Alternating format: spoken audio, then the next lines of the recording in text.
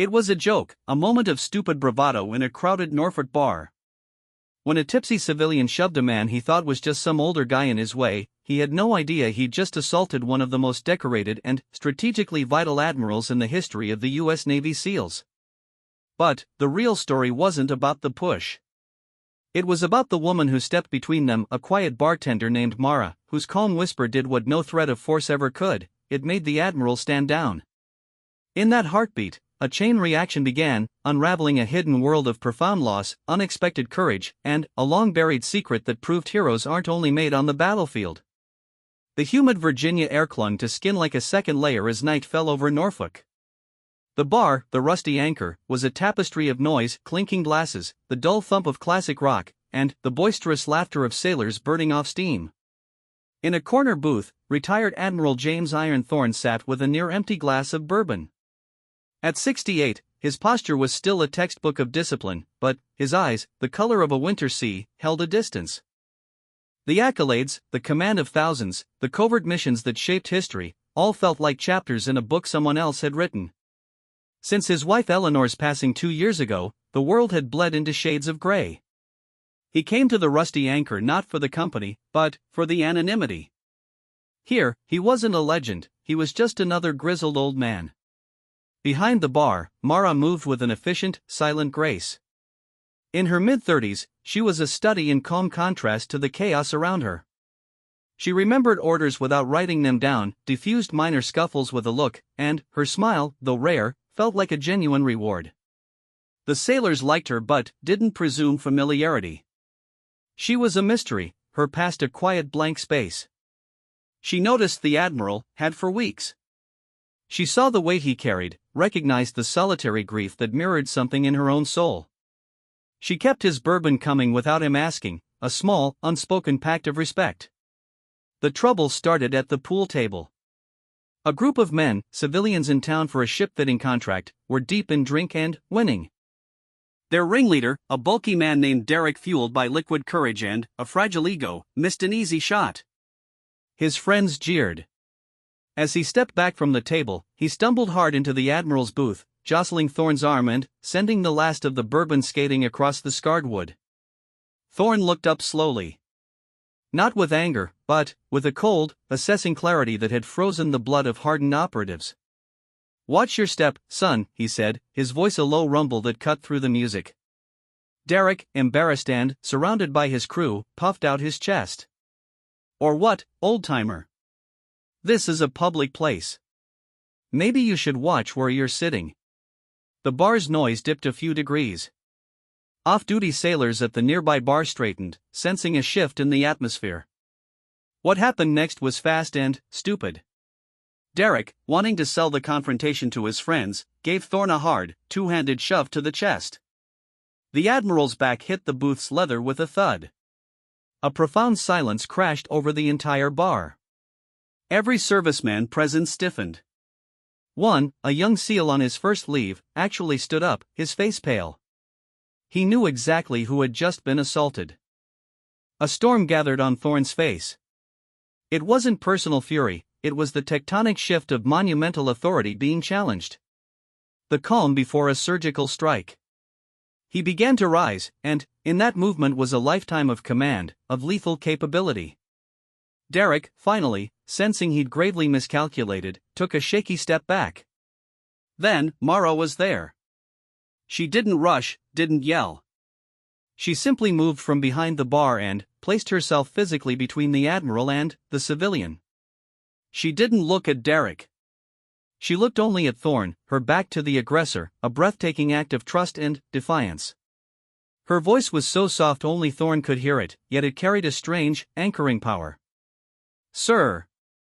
Not here. Not like this. Look at him. He's nothing."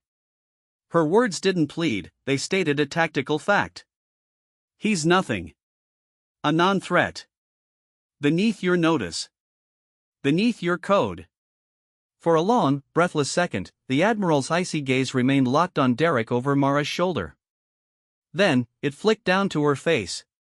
He saw no fear in her eyes, only a deep, weary understanding and a resolute request. The hurricane within him hesitated, confounded by this unexpected intervention. The rigid line of his shoulders relaxed a millimeter. He gave Mara an almost imperceptible nod and slowly sat back down, his eyes leaving Derek as if the man had ceased to exist. The released tension in the room was audible. Mara turned to Derek, her usual calm replaced by a glacial authority. "You're done. Bills paid. You don't come back." Two of the larger regulars materialized to escort the shaken man and his friends out. Later, as the bar emptied, Thorne remained. Mara approached with a fresh bourbon, setting it down. "On the house, Admiral." He studied her. "You know who I am." "I do." "You weren't afraid to step in." "I was afraid of what would happen if I didn't," she corrected gently. "Not for him. For you." Her insight struck him with surprising force. She had protected him from an action that would have diminished him, from a headline that would have tarnished a lifetime of service. It was an act of profound respect, deeper than any salute. "That was judicious," he said, the closest to thanks he could muster. "You have a good head under pressure." "Where'd you learn that?" A shadow passed behind Mara's eyes, there and gone. "Another life, sir." She wiped the bar, changing the subject. "He thought you were just anyone. It's the biggest mistake people make, isn't it? Judging by the cover." Thorne sipped his drink, the encounter replaying in his mind. For the first time in years, his interest was piqued. This woman, with her battlefield poise and ghost-filled eyes, was clearly more than a bartender. She had seen a storm in him and chosen to stand in its path. And, he realized, with the clarity that had once planned entire campaigns, that he needed to know why. Admiral Thorne began frequenting the Rusty Anchor during the quiet afternoon lulls. He told himself it was for the decent bourbon and the silence, but the truth sat behind the bar, polishing glasses with a thoughtful focus. Their conversations were careful, a slow, tactical probing of perimeters. He learned she was Mara Flores, that she'd moved to Norfolk 3 years ago. She was knowledgeable about world events, had an intuitive grasp of geopolitical tensions that felt too sharp for casual news consumption.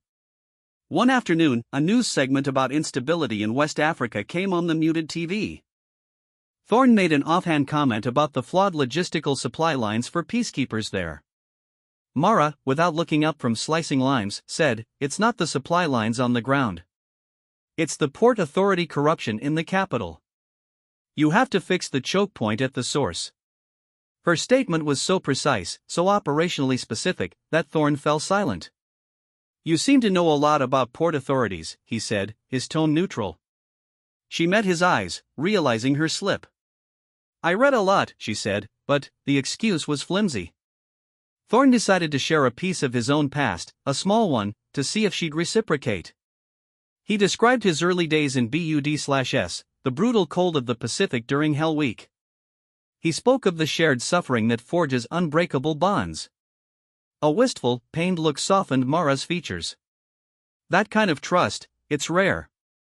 When you have a team that moves as one person, knows what the other needs without words, it's everything."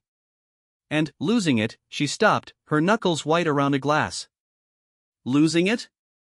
Thorne prompted gently. She shook her head, retreating.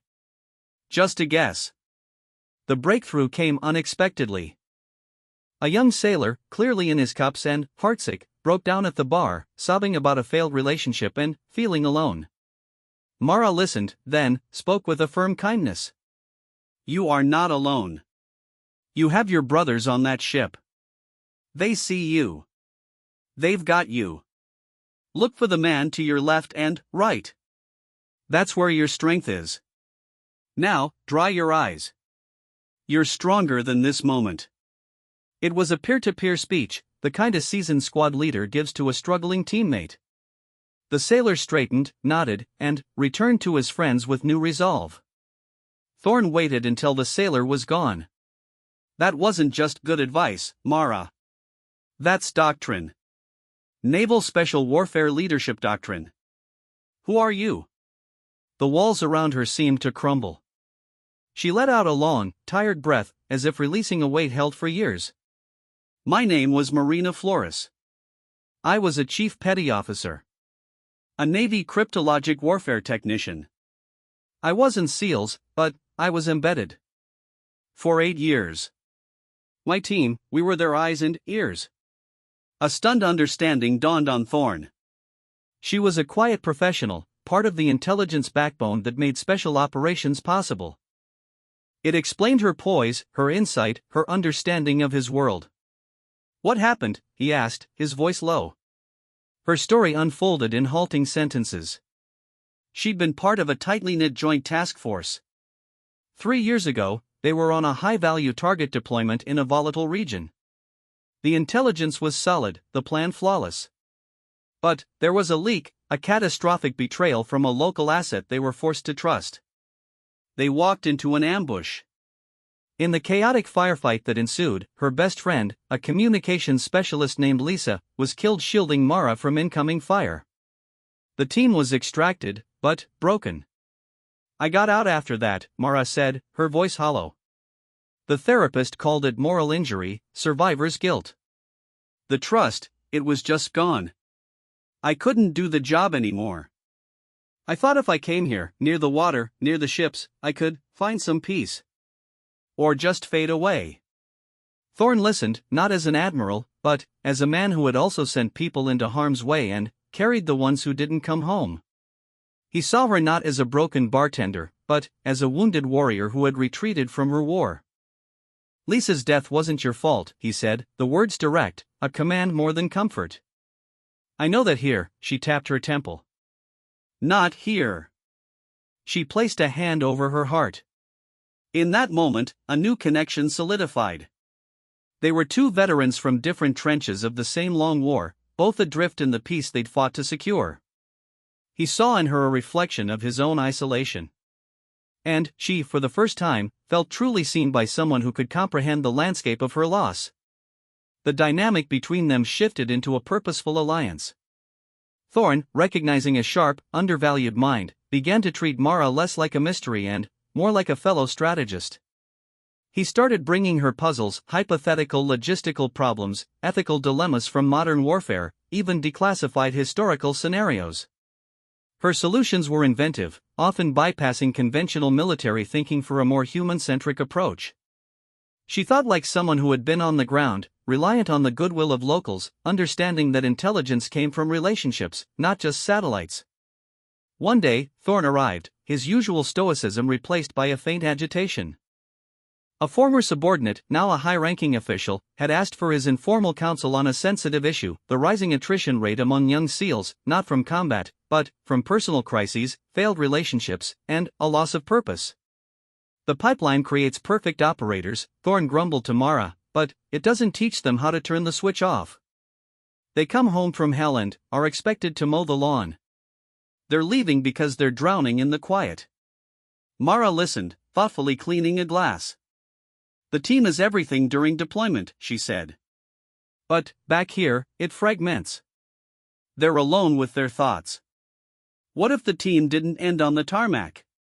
What if there was a bridge? Veterans helping active duty, not officially, but as a mentorship net.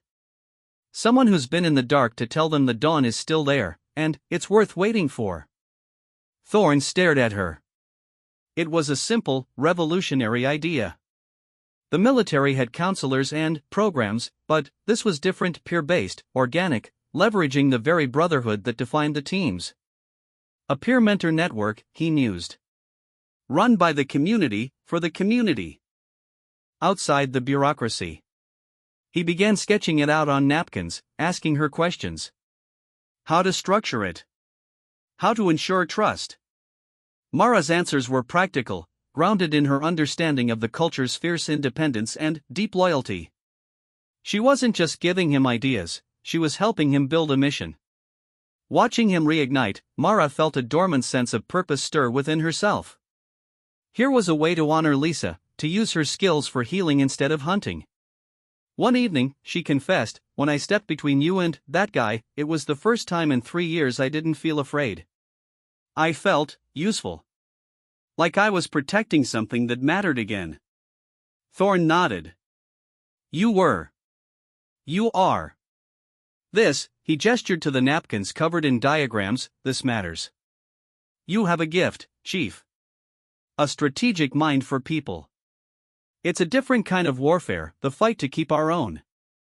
He invited her to his home, a tidy, lifeless house filled with shadow boxes of medals and photos of warships. It felt more like a museum than a home. Mara, in a quiet act of rebellion, brought a simple potted orchid for the kitchen window. The small splash of life in the sterile environment was jarring. As they worked in his study, Thorne's phone rang. He took the call, his face hardening into the iron mask. Understood. I'll be there. He hung up. A meeting at the Pentagon. An old ghost from the past. A mission I oversaw is being reconsidered by historians with clean fingernails. Bitterness edged his voice. They want to debate decisions made in milliseconds with years of hindsight. Mara saw the isolation threatening to reclaim him. You don't have to go into that alone, sir, she said, the title one of respect, not subordination. He looked at her, surprised. It's my burden. It was your command, she agreed. But, let me help you prepare. Let me be your analyst again. Give me the facts, the timeline. Let me find the through line, the justification in the chaos. You shouldn't have to defend your life's work by yourself. Her offer was more than assistance, it was an affirmation of his worth, a validation from a fellow soldier. Thorne, a man who had borne the world's weight alone for decades, felt a fraction of it lift. He agreed. Late into the night, they worked. Mara, with her intelligence analyst's brain, organized timelines, cross-referenced weather reports with Combs logs, built a clear, unassailable narrative of a complex, bloody operation.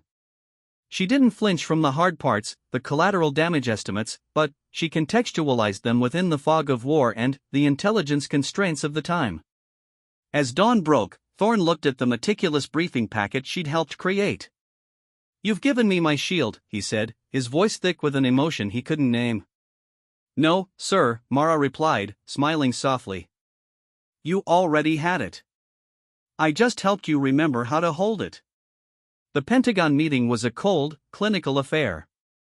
Facing a panel of policy experts and academics, Admiral Thorne presented his case. He was formidable, his memory precise, his logic steel-clad. But, when the questions grew pointed, veering into the ethical gray zones that haunt every commander, he found himself reaching for the clarity Mara had helped him forge. He quoted logistical realities, intelligence blind spots, and the primordial imperative of protecting his men. He spoke not with the arrogance of infallibility, but with the sober weight of accountable command. The room was swayed. The reconsideration was tabled. He returned to Norfolk not with triumph, but with a settled peace. He went straight to the rusty anchor, finding Mara prepping for the evening shift. We won, he said simply. We did, she replied, acknowledging her role without words. Their project, now dubbed the Anchor Network after the bar where it was conceived, began to take real shape. Thorne used his considerable, behind-the-scenes influence to connect with receptive active duty officers and respected retired operators. Mara proved instrumental in designing the protocol, how to confidentially match mentors and ments, how to create safe, informal spaces for conversation, how to recognize when professional help was needed beyond peer support. One afternoon, Thorne brought a former SEAL, a mountain of a man named Mike who was struggling with his transition to civilian life and the short temper that came with it. Mike was skeptical, resistant. Mara, serving them coffee, didn't offer platitudes. She shared a sliver of her own story, the ambush, the loss, the feeling of being severed from her purpose. She spoke Lisa's name aloud, her voice steady. You're not trying to forget the war, she told Mike. You're trying to learn to live with the warrior. It's a different mission. Mike, seeing this small, composed woman who carried her own heavy pack, listened. He agreed to try mentoring a younger operator dealing with similar rage. It was the network's first successful link. Thorne watched Mara bloom in this new role. The haunted shadow in her eyes didn't vanish, but it was now shared, its burden lightened.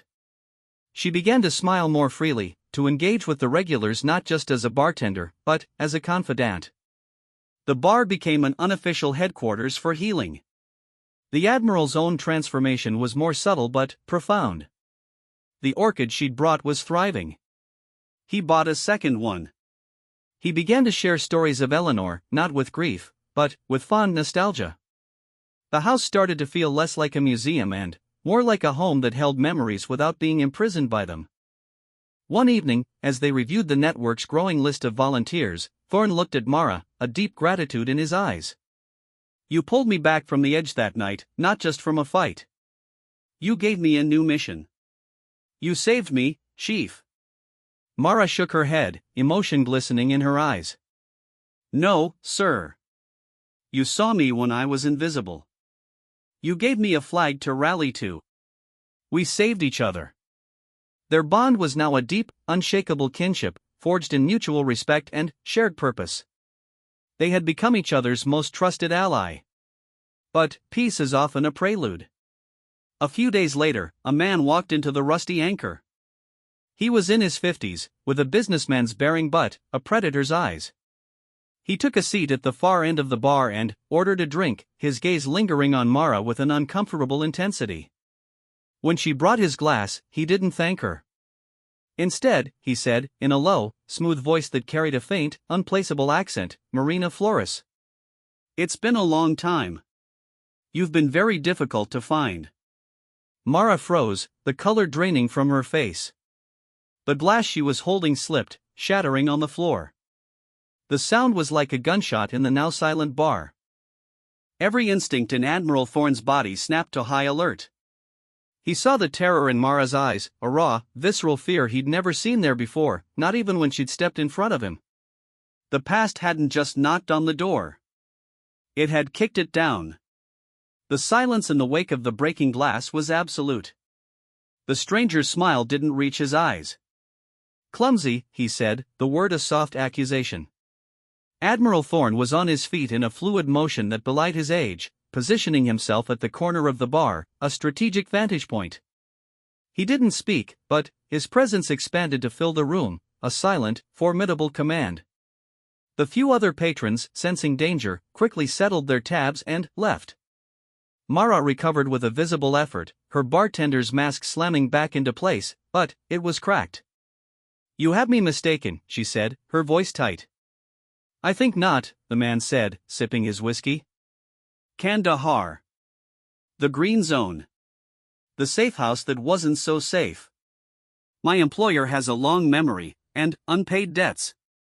He placed a small, plain business card on the bar. It bore only a single, embossed symbol, a stylized scorpion. "He would like to talk.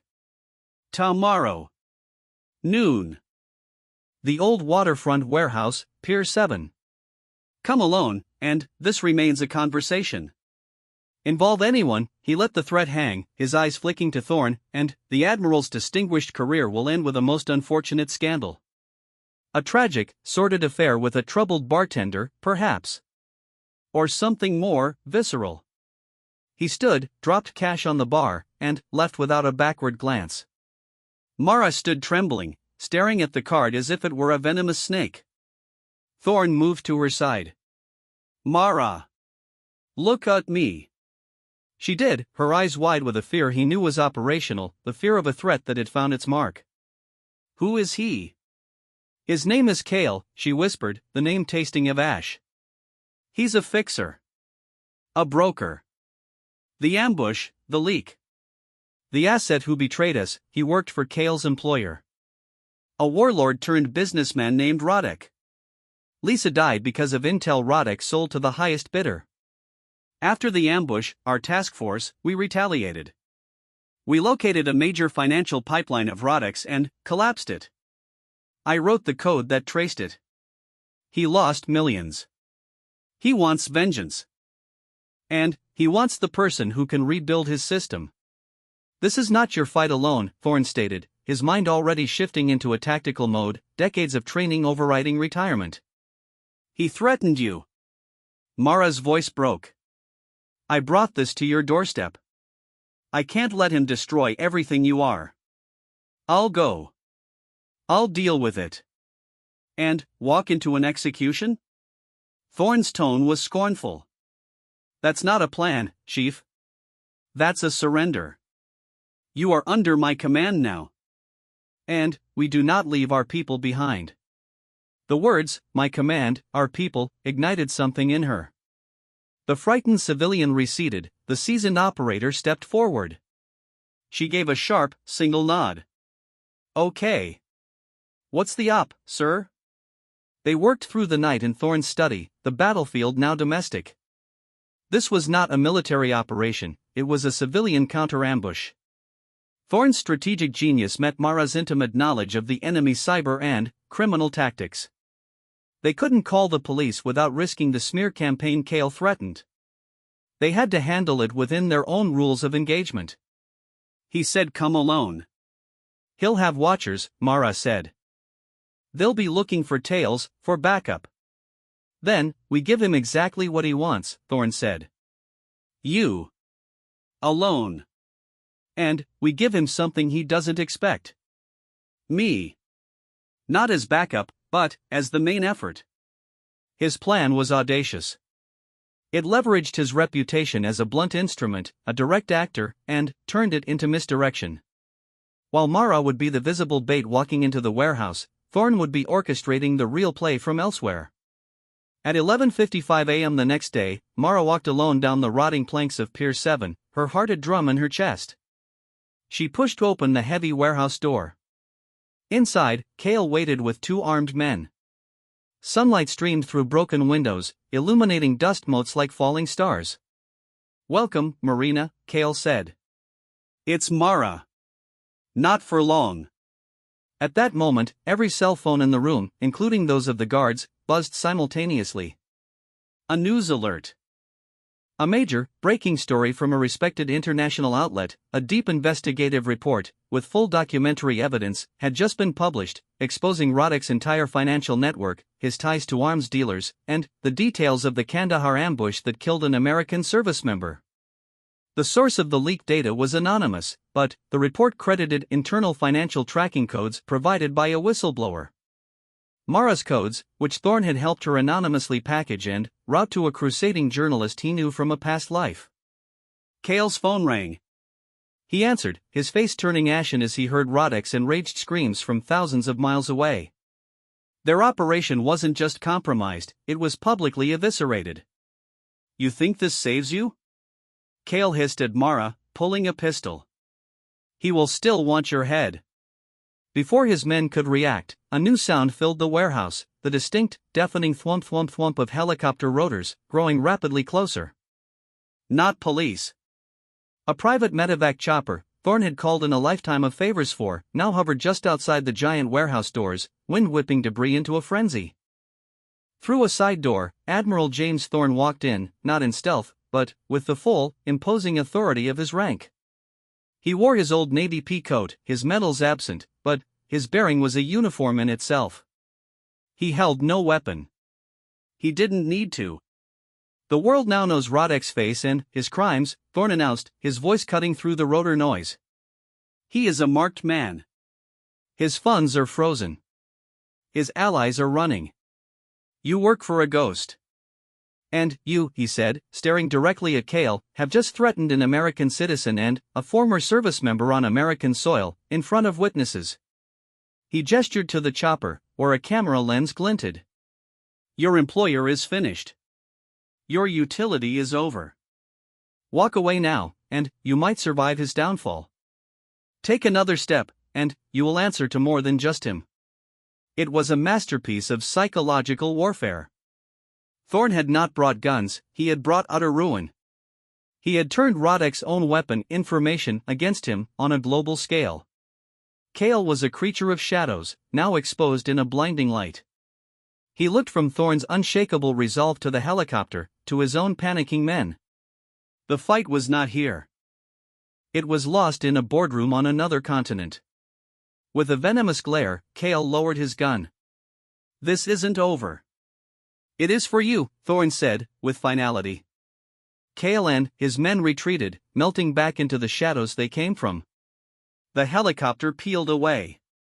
Mara's knees buckled. Thorne was there in an instant, steadying her. It's done, Chief. The debt is paid. You're free. Weeks later, the Anchor Network held its first official gathering at a community center. Dozens of men and women, active duty and veteran, were there, connecting, talking, building the bridge Mara had envisioned. Mike, the formerly angry SEAL, was laughing with the young operator he was mentoring. From a quiet corner, Admiral Thorne and Mara watched. "You built this," he said. "We built this," she corrected. She was no longer just a bartender. He was no longer just a retired legend adrift. They were guardians of a new mission, forged in the fires of a shared past and a bar fight that had become a battle for a future. He had thought she was just anyone. She had thought she was nobody. Together, they had discovered they were exactly what the other needed to become whole again, not just a protector and a strategist, but a friend and a fellow anchor in the storm. The war was over. The service had just begun.